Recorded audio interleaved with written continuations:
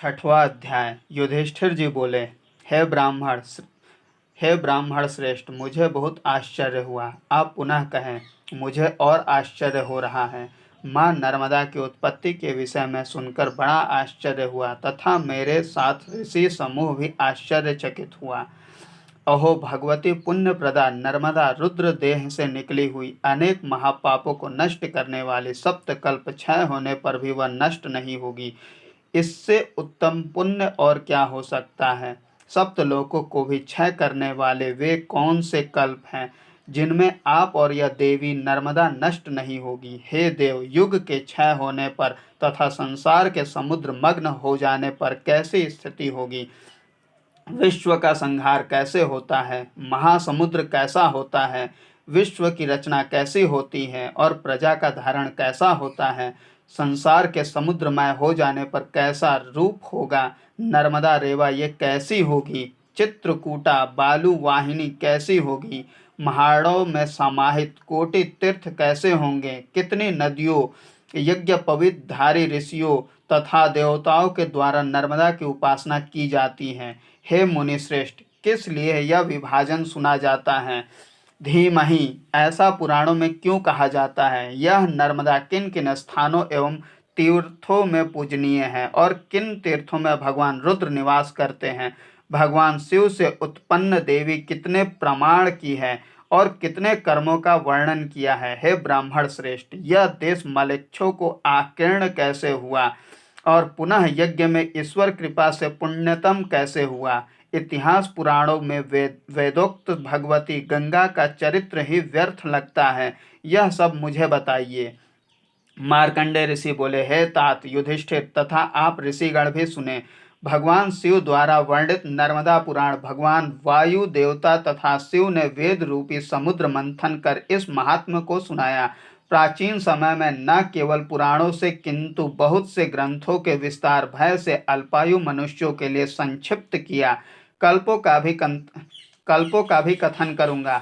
अतः हे राजन सुनो। प्रथम मायूर कल्प, उसके बाद कौर्म, पाद्म, तामस, मात्स्य, द्विरथ, वाराह, वैष्णव और उसके बाद नय नय ग्रोधाक्ष। वेदज्ञ ऋषियों ने पुराण में इसे महाप्रलय कहा है। इस प्रकार महेश्वर ने सब संक्षेप में कहा है। हे नृपश्रेष्ठ, ब्रह्मादि महर्षियों ने इसे 4 भागों में बांटा है, वह मैं कहता हूँ। हे अनग, गया, चंद्रार्क, किरण, हे अनग 7 महाघोर कल्प कहे गए हैं। नर्मदा नदी महाभागा, महापुण्या और अमृता है। जब यह संसार प्रजा रहित तम लक्षण युक्त हो गया, चंद्रार्क किरणें नष्ट हो गई और प्राणी रहित हो गया, तम के अंत में जगत गुरु वह पुरुष व्यक्त में अकेला ही विचरण करने लगा। उस विराट पुरुष ने ओमकार सहित गायत्री की रचना की और उसके साथ क्रीड़ा करने लगा। उसने अपने देह से पंच महाभूतात्मक विश्व की रचना की और क्रीड़ा करते हुए हिरण्यमय बीज की रचना की। उससे एक दिव्य अंडे की उत्पत्ति हुई। उसे भेद कर चतुर्मुख यज्ञ पुरुष ब्रह्मा की उत्पत्ति हुई। उन्होंने देव, असुर, मनुष्य, तिर्यक, पशु, पक्षी, पसीने और जरायुज से युक्त इस विश्व की रचना की। हे नृपश्रेष्ठ, परमेष्ठी ने क्रीड़ा करते हुए अंड की रचना की। इसे पुराणों में प्रथम कहा। संपूर्ण जगत को समुद्रीकृत करते हुए पूर्व में रुद्रांग से एक कन्या उत्पन्न हुई तथा उमादेह से विमर्दन से उनके पसीने से एक सुंदर कन्या उत्पन्न हुई। हे युधिष्ठिर, त्रिलोक को उन्मत्त करने वाली रूप में अप्रीतम लोभी देव असुर उसे देखकर मोहित हो गए। इधर उधर घूमती हुई उस कन्या को ढूंढते रहे। वह अपने हाव भाव से चराचर को मोहित करती हुई घूमते हुई दिव्य रूपा व कनक प्रभा मेघों के मध्य बिजली की तरह सुशोभित थी। रुद्र देवता, दानव, दैत्य सभी उस कन्या को वरण करना चाहते थे। तब भगवान महादेव ने कहा, देव दानव में बल और तेज से जो अधिक होगा वही इस कन्या को प्राप्त करेगा, अन्यथा नहीं। तब देव दानव सभी को प्राप्त करने का प्रयास करने लगे। मैं इसे ग्रहण करूँगा, तुम नहीं। ऐसा कह ही रहे थे, तभी वह कन्या अंतर्ध्यान हो गई। तभी उन्होंने 1 योजन दूर पुनः उसे देखा, जहाँ वह दिखाई दे रही थी।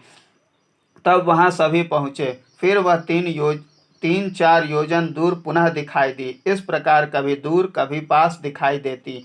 हे युधिष्ठिर, 100 योजन पर अथवा 1,000 योजन पर तथा 100 सहस्त्र या लघु रूप दिखाई देती। कभी आगे कभी पीछे, दिशा विदिशा में, कभी एक बार कभी बार बार दिखाई देती। रुद्रदेह से उत्पन्न उस कन्या को किसी ने प्राप्त नहीं किया तथा दिव्य वर्ष तक उन्हें भ्रमित करती रही। उमा सहित महादेव जोर से हंसने लगे और उनके गढ़ ताल पर नृत्य करने लगे। अकस्मात भगवान शिव के समीप वह कन्या दिखाई दी। पराजित देवता उसे देखकर चकित हुए। भगवान शिव ने उनका नाम नर्मदा नामकरण किया और कहा, हे वरारोहे, नर्मदा नदी नदियों में श्रेष्ठ होगी। स्वरूप में स्थित देवता आपस में हास परिहास करने लगे और उन्होंने कहा, यह सुशीतल जल वाली होगी। अनेक कल्पों के क्षय होने पर भी वह क्षीण नहीं हुई, अतः वह अमृता नाम से प्रसिद्ध हुई। शील, रूप और गुण संपन्न उस कन्या को भगवान ने महासमुद्र को दे दिया। इसके बाद वह ऋक्ष पर्वत पर फेन युक्त अट्ठास करती हुई वह देवी नर्मदा महासमुद्र में प्रवेश कर गई। ब्रह्म कल्प में तथा तीसरे मायूर कल्प में नर्मदा को जैसे मैंने देखा था, वैसा तुम सुनो। 7वां अध्याय। मार्कंडेय ऋषि बोले, पुनः तीसरे युग क्षय के प्राप्त होने पर 12वें सूर्य के रूप में भगवान शिव प्रकट हुए। सप्त द्वीप समुद्र पर्यंत पर्वत वन सहित पृथ्वी को भस्म कर संहारक रूप भगवान शिव ने धारण किया। तब महाघन होकर जल मग्न कर संपूर्ण जगत समुद्र रूप कर स्वयं में लीन कर लिया। तब मैं तम रूप महासमुद्र में विचरण करने लगा। ओमकार रूप जिन्होंने इस पृथ्वी को गहन बना दिया। 1,000 वर्ष तक भगवान शिव ने वायु रूप धारण किया। उस घोर एकारणों में स्थावर जंगम के नष्ट हो जाने पर देवादिदेव का ध्यान करते हुए सहसा विचित्र चंद्रिकाओं से युक्त नीलकंठ सुनेत्र स्वर्ण पत्र से ढके हुए मयूर को देखा। तब उस महासमुद्र में महावेग से वमन करते हुए जल से क्षोभ उत्पन्न कर तीनों लोकों की रक्षा करने वाले भगवान शिव मयूर रूप में भ्रमण करने लगे। मयूर रूपी रौद्र रूप भगवान शिव ने जल से विक्षोभित कर महाड़ों में भ्रमण करती हुई सरित श्रेष्ठ नर्मदा को देखा। महाप्रलय होने पर भी दिव्य देहधारी आप कौन है? स्थावर जंगम के नष्ट होने पर, देवासुर के भी नष्ट होने पर आपका क्षय क्यों नहीं हुआ? आप कौन है? देवी बोली, आपकी कृपा से मेरी मृत्यु नहीं होती। रात्रि बीत गई है, आप विश्व की पुनः रचना कीजिए। यह सुनकर देवादिदेव शिव जी ने पंछी पंजर को उत्पन्न किया। तभी पक्षी पंजर से हजारों देव, दैत्येंद्र, इंद्रादि मरुदगण निकले और उनके मध्य में नर्मदा विचरण कर रही थी। हे भरत सर्व, 3 शिखरों से युक्त वृषभ के श्रृंगों की तरह त्रिकूट पर्वत दिखाई दिया। संपूर्ण रत्नों से सुशोभित त्रिकूट के रूप में प्रसिद्ध कोटप्र देश से यह सुरसरी नर्मदा प्रकट हुई। तीसरा कूट 7 खंडों में विभक्त हुआ। वे ही जम्बू द्वीप में 7 कल पर्वत हुए और चंद्र ग्रहण सहित 1 ग्राम से युक्त तथा स्वेदज, अंडज, उद्विज, जरायुज उत्पन्न हुए। इस प्रकार उस मयूर से सब उत्पन्न हुए। चर अचर आदि महादेव से उत्पन्न हुए। नदी समुद्र को अलग अलग विभक्त कर नर्मदा को दक्षिण दिशा में जाने को कहा। दक्षिण की गंगा होकर पापों को नष्ट करो। उत्तर में गंगा है, दक्षिण में आप रहें। जैसे गंगा जी मेरे मस्तक पर विराजित हैं, हे सरित श्रेष्ठ, तुम भारत में पुण्य सलीला बनोगी। हे सुव्रते, आपके साथ में विचरण करूंगा। महापाप रूपी रोग से ग्रस्त मनुष्य के लिए आप औषध रूप होंगी। तब महापापों को नष्ट करने वाली महानदी नर्मदा दक्षिण दिशा की ओर गई। ऋक्ष पर्वत को प्राप्त कर देवताओं से युक्त जल राशि के साथ नर्मदा ने प्रस्थान किया। घोर महाड़ों में दिखाई देने के कारण सरित श्रेष्ठा नर्मदा को भी महाड़ों कहा गया। उनके तप करते हुए सूल के अग्रभाग से बूंदे गिरने से सोण नाम से दशाण देश संज्ञा हुई। रुद्रदेह से निकली हुई सभी के लिए पुण्य कारक और सभी नदियों में श्रेष्ठ भगवान शिव की कृपा से महापुण्यतमा कही गई। सुर सरित नर्मदा कभी दूषित नहीं होती और मनुष्यों को अभय देने वाली और कृपा करने वाली है। संसार सागर में मग्नों पर कृपा करने के कारण कृपा पूर्व में कृत युग में दिव्य मंदार से भूषित पद्म कमलों से युक्त कल्प वृक्ष की तरह तथा मंद मंद बहने के कारण मंदाकिनी महाड़ों को भेद कर वेग पूर्वक यहाँ प्राप्त हुई और सिद्ध सुरगणों से पूजित हुई, अतः महाड़ों संज्ञा को प्राप्त हुई। विचित्र कमल समूहों से युक्त हाथी रिच ब्राह्मणों से घिरी हुई महान पर्वत को भेद कर महाड़ों में विलीन हुई। सभी दिशाओं से जल के वेग से घूमती हुई तैराती हुई शोभित होने के कारण रेवा नाम से प्रसिद्ध हुई। स्त्री पुत्र कलत्र आदि के मोह पास से बंधे हुए मनुष्यों को बंधनों से मुक्त करने के कारण विपाशा मल मूत्रादि में मग्न धूलि रक्तादि के कीचड़ में मग्न मनुष्यों को मुक्ति प्रदान करने वाली विमल नेत्रों वाली चंद्रमुखी नर्मदा संसार सागर को मुक्त करने वाली विपाशा नाम से कही गई। महाघोर तम से आवृत में महाप्रभा विमला नाम से प्रसिद्ध हुई। सुधाकर करों से प्रसिद्ध हिमांशु के समान अपने हाथों से करभा और हे नृपोत्तम लोकों का रंजन करने के कारण विद्वानों ने रंजनी इसे कहा। तृण विरुद्ध गुल्म तिर्यक पशु पक्षी बालुका आदि को स्वर्ग प्रदान करने वाली होने से बालुवाहिनी के नाम से प्रसिद्ध हुई। हे नरश्रेष्ठ, इन नामों से जो जानता है वह पाप रहित होकर रुद्रलोक को जाता है। 8वां अध्याय। मार्कंडेय ऋषि बोले, पुनः स्थावर जंगम के नष्ट होने पर जल से आप्लावित तथा तेजो तमोमय होने पर एक ब्रह्म ही अंधकारमय महाड़ों में सहस्त्र युग तक प्रकाशमान सूर्य की तरह विचरण करते रहे। उस घोर समुद्र में सहस्त्र योजन तक स्थित सोते हुए कूर्म रूपी ब्रह्म को देखा। 12 सूर्यों के समान सहस्त्र चरणों वाले उन कूर्म देवता को देखकर विस्मय को प्राप्त ब्रह्मा को ज्ञान कराया। प्रार्थना करने लगे, देवताओं के गुरु आपको नमस्कार है। हे परमेश्वर, आपके उदर में संपूर्ण विश्व समाहित है। हे महासत्व, आपके द्वारा पूर्व में लीन किए गए इस संसार को विमुक्त कीजिए।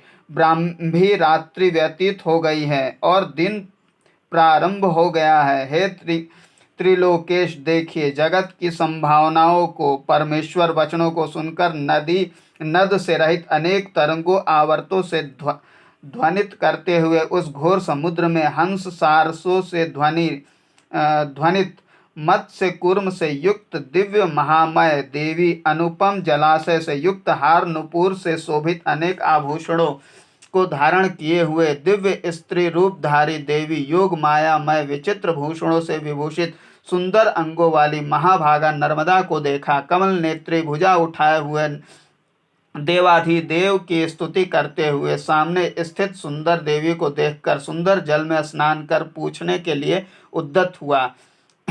हे नृपोत्तम, उनके पवित्र जल में मैंने स्नान कर वेदोक्त मंत्रों से पूजन किया। देवाधिदेव प्रभु ने नदियों में श्रेष्ठ उनकी भक्ति पूर्वक पूजा की।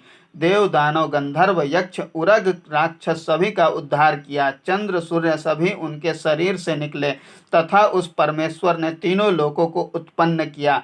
स्थावर जंगम शिखरों से युक्त सरसरित जैसे पूर्व कल्प में थे वृक्षों से युक्त संपूर्ण औषधि एवं लता पत्रादि से युक्त श्वेत उत्तम पर्वत राज हिमवान शिखरों वाले महापर्वत तथा अन्य पर्वतों को जामुन पक्ष सालमली कुश कौंच तथा शाक पुष्करांत सप्तद्वीपों को लवण इच्छु घृत दही क्षीर जल आस्वाद वाले समुद्रों उत्पन्न किया। उन देवाधिदेव जगत गुरु ने महाड़ों 4 प्रकार की प्रकृति से संयुक्त स्वेदज अंडज जरायुज आदि की रचना की। युगांत की अग्नि से नष्ट उद्भिजों को भी दुर्ग दीवारें तोरण द्वार युक्त दिव्य महलों को भी कूर्म पृष्ठ परट पताका ध्वज युक्त इस वसुंधरा को उत्पन्न किया। हे राजन, भगवान शिव ने चराचर सहित पृथ्वी की रचना की तथा कभी नष्ट न होने वाली नर्मदा को देखा। जो इस कुर्म से संबंधित उत्पत्ति को धर्मनिष्ठ होकर सुनते हैं वे परम गति को प्राप्त होते हैं तथा श्रद्धा से सब कुछ प्राप्त करते हैं। 9वां अध्याय। मार्कंडेय ऋषि बोले, एक बार पुनः प्रलय होने पर मैं उस महाड़ों में तैरने लगा। है नृप, सैकड़ों दिव्य वर्ष बीतने पर मैं थक गया और दुख रूपी समुद्र से पार लगाने वाले ईश्वर से मैं प्रार्थना करने लगा। इस प्रकार ध्यान करते हुए मैंने सुंदर कुंद पुष्प तथा गौदुग्ध के समान उज्ज्वल वर्ण वाले बक पक्षी रूप ईश्वर को देखा। मैं आश्चर्य से उस बक को देखते हुए सोचने लगा, घोर महाड़ों में बक पक्षी की उत्पत्ति कैसे? बाहुओं से तैरते हुए मैंने उस बक पक्षी से पूछा, इस महाड़ों में पक्षी रूप आप कौन हैं? हे प्रभु, मुझे चकित करते हुए आप क्यों भ्रमण कर रहे हैं? हे योगीश, आपको नमस्कार है, आप सब मुझे विस्तार से कहिए। उन्होंने कहा, मैं तुम्हारी रक्षा के लिए यहाँ आया हूँ। यह समस्त संसार मेरे द्वारा नष्ट किया जाता है। मैं तुम्हारे माता पिता के रूप में हूँ। तुम्हें इस महाड़ों में डूबते हुए देखकर मुझे तुम्हारे प्रति दया उत्पन्न हो गई। पक्षी रूप धारण कर तुम्हारे लिए ही मैं आया हूँ। दुखी होकर इस महाड़ों में क्यों घूम रहे हो? हे राजन, उस पक्षी ने मुझसे कहा, मेरे पंखों पर तुम बैठ जाओ और सुख पूर्वक विश्राम करो। उस पक्षी के पंखों के भीतर प्रविष्ट हुआ मैं सहस्त्रों युग तक बिना थके उस महाड़ों में भ्रमण करने लगा। तब अचानक मैंने सभी दिशाओं में नुपुर से मिश्रित अद्भुत ध्वनि सुनी। तभी उस महासमुद्र का जल स्वच्छ हो गया। यह कैसे हुआ, यह सोचते हुए दसों दिशाओं में मैं देखने लगा। वस्त्रालंकार सहित अनेक रत्नों से शोभित उस महाड़ों में दसों दिशाओं से कन्याएं प्राप्त हुई। कोई चंद्रमा के समान कांति वाली, कोई सूर्य समान प्रभा वाली, कुछ अंजन के समान आभा वाली तथा कुछ रक्त कमल की आभा वाली। अनेक रूप धारण करने वाली, सौम्य, सभी आभूषणों से युक्त, अर्ध्य माल्य आदि से मैंने उनकी पूजा की। तभी अद्भुत दर्शन वाले पर्वताकार पक्षी ने सहसा समुद्र के जल में प्रवेश किया। भूमंडल पर अनेक रत्नों से युक्त दिव्य मनोरम स्फटिक सोपान रत्न स्तंभन दिखाई दिया। हजारों योजन विस्तृत कूप बावड़ी से युक्त अलका नगरी से आवृत महल को देखा। कल्प वृक्ष से युक्त ध्वज दंड से भूषित सुंदर नगर रत्न कांचन से शोभित 100 योजन विस्तीर्ण और उससे दोगुने रूप में फैला हुआ दूसरा उत्तम नगर दिखाई दिया। उस नगर के मध्य में अनेक रत्न शिलाओं से युक्त अत्यंत सुंदर नदी बह रही थी। उस पुण्य सलीला नदी के किनारे सूर्य के समान कांति वाला इंद्रनील महानील रत्नों से विचित्र विशाल लिंग को मैंने देखा, जो कहीं अग्नि के समान, कहीं इंद्रा युद्ध के समान, कहीं कृष्ण, कहीं पीत, कहीं रक्त, कहीं सफेद था। ब्रह्मा विष्णु चंद्र आदि घिरे हुए स्तुति कर रहे थे। ऐसे नंदी भृंगी गणेश आदि चंद्र सूर्य से घिरे हुए भुक्ति मुक्ति देने वाले ऐशान शिवलिंग को देखा। इसके पश्चात आंखों को बंद किए हुए शुभ प्रद सोते हुए देव दानवों को देखा। उस नदी के जल में स्नान कर दिव्य सुंदर पुष्पों से कमल नयन उन नारियों ने विधिवत शिवलिंग का पाद्य अर्घ्य से पूजन किया। पूजन कर वे सब कन्याएं बादलों में बिजली की तरह अदृश्य हो गई। वहाँ केवल अद्भुत अचिंत्य लिंग ही शेष थे। न वह पक्षी राट था, न वे देवता और न ही वे स्त्रियां थी। रुद्र माया है, ऐसा सोचते हुए मैं दुखी था। तभी नदी तैरकर दिव्य आभूषण से भूषित संपूर्ण संसार को प्रकाशित करती हुई श्रेष्ठ शिवलिंग की पूजा कर पुनः उस जल में प्रवेश कर गई। उसी कन्या को मैंने नगर में देखा। हे राजन, महेश्वर का पूजन करती हुई उस कन्या रत्न से मैंने पूछा, भगवान शिव जी की आराधना में तल्लीन इस नगर में आप कौन हैं? और वे स्त्रियां कहाँ गई और वे देवता कहाँ गए? हे महाभागे, आपको नमस्कार है। मैं आपके बारे में जानना चाहता हूँ और कृपा करके मुझे सब कुछ बताइए। और मैंने पहले आपको क्यों विस्मृत कर दिया था? स्त्री बोली, तुम्हें स्मृति नाश नहीं हुआ है। मैं कल्प कल्पांतर तक रहने वाली भगवान शिव के शरीर से निकलने वाली नर्मदा नदी नर्मदा नाम से विख्यात हो पक्षी राज सहित तुमने जिन कन्याओं को महेश्वर की पूजा करते हुए देखा वे दिशाएं ही कन्या रूप हैं। महाप्रभु महायोगी महेश्वर पक्षी रूप विचरण कर रहे हैं। हे विप्र, इन्हीं शिव जी की कृपा से आप भ्रमित हैं। स्वयं भगवान महेश्वर लिंग रूप में स्थित है। भगवान विष्णु इंद्र सुरासुर से पूजित है और इन्हीं में संपूर्ण चराचर लीन होता है।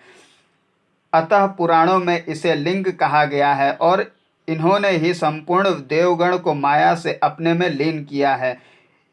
इस समय लीन होने से दिखाई नहीं दे रहे हैं, पुनः भगवान के द्वारा रचना किए जाने पर दिखाई देंगे।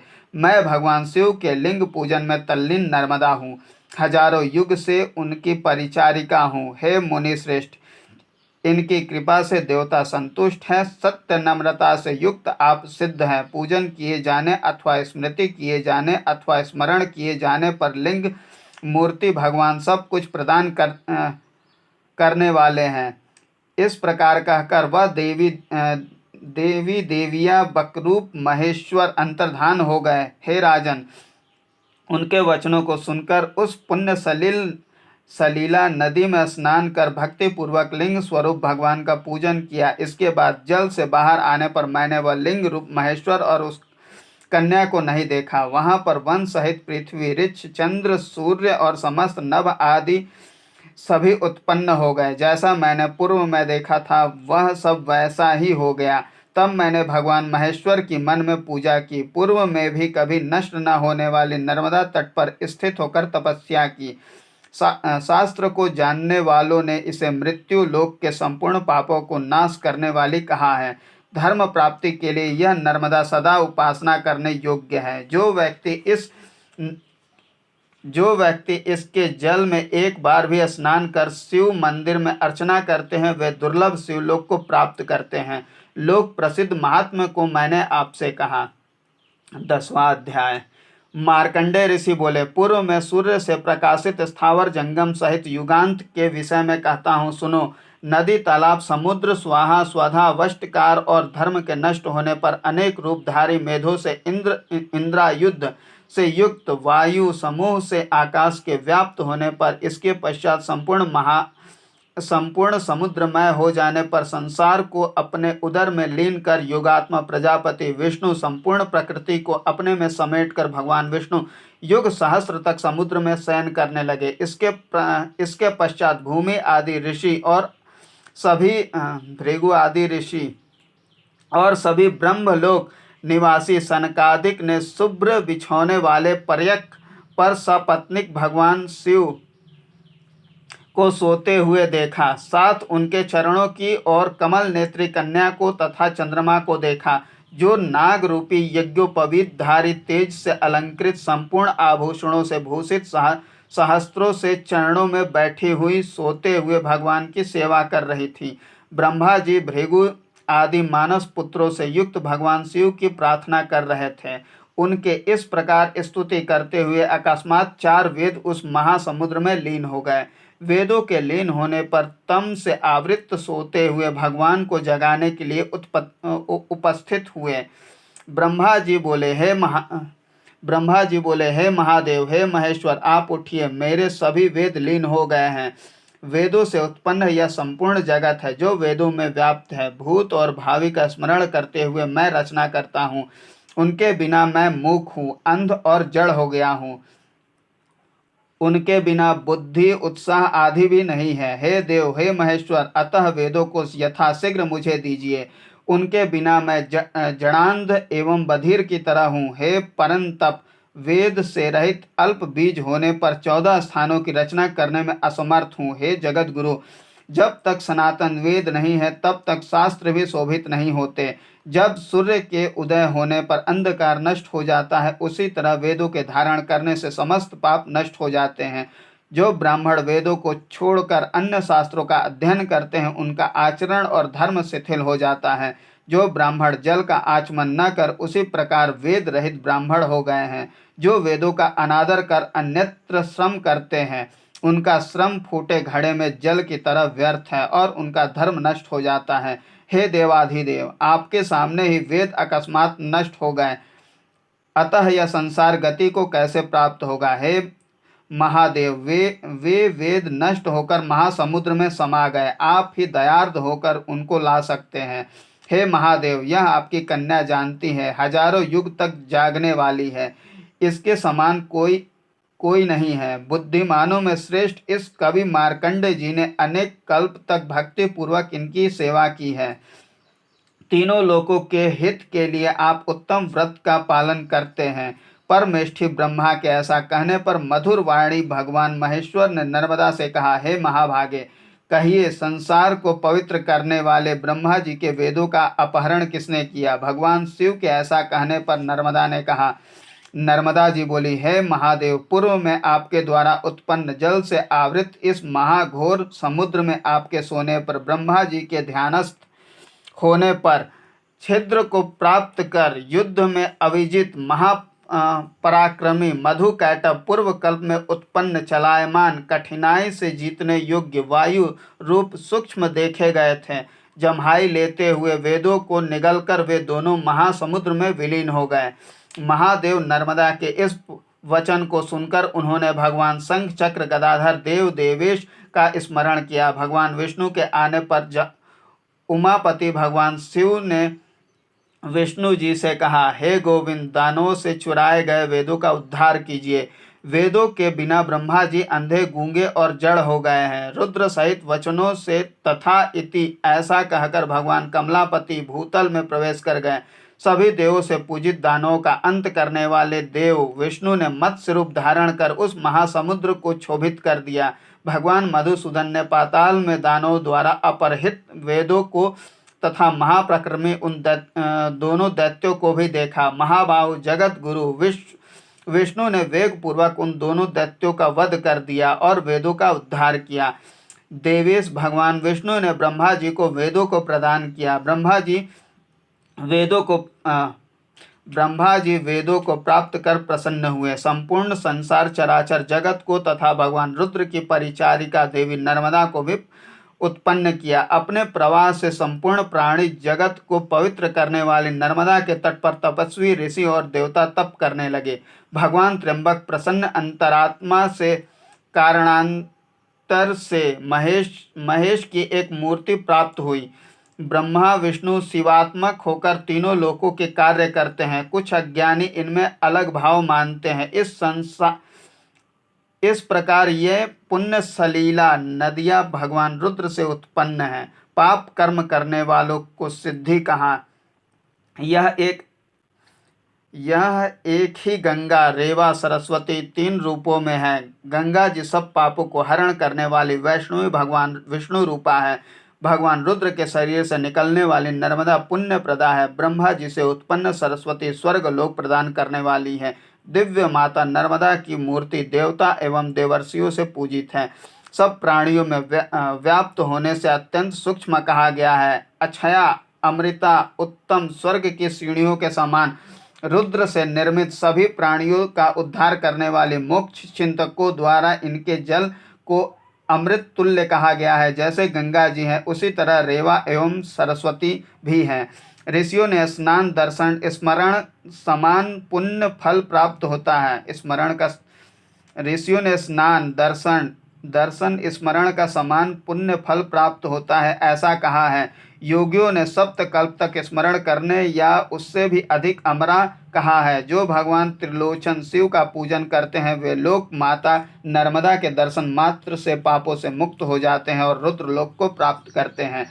यह भगवान रुद्र के देह से उत्पन्न महापुण्य वाली महानदी जो पर्व पर माता नर्मदा के जल को भगवान शिव का पूजन करते हैं उन्हें पुण्य सलीला माता नर्मदा स्वर्ग प्रदान करती है। माता नर्मदा की कृपा से लोग रुद्र लोक को प्राप्त करते हैं, इसमें कोई संशय नहीं है। हे राजन, इस प्रकार पुण्य प्रदान करने वाले चरित्र का मैंने वर्णन किया। 10वां अध्याय समाप्त।